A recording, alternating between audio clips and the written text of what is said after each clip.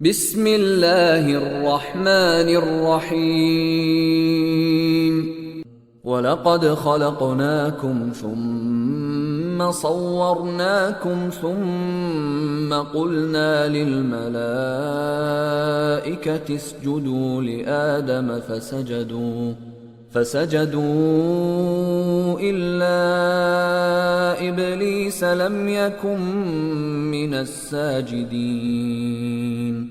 قال ما منعك ألا تسجد إذ أمرتك قال أنا خير منه خلقتني من نار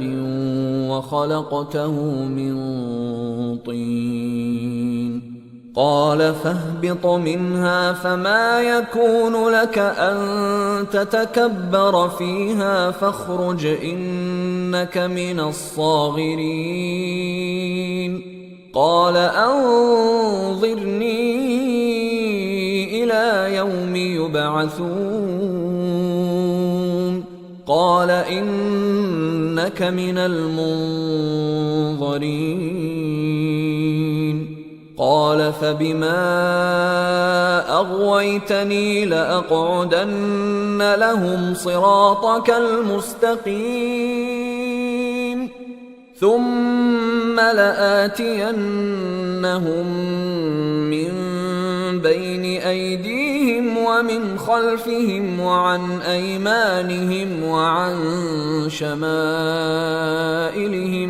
ولا تجد أكثرهم شاكرين قال اخرج منها مذءوما مدحورا لمن تبعك منهم لأملأن جهنم منكم أجمعين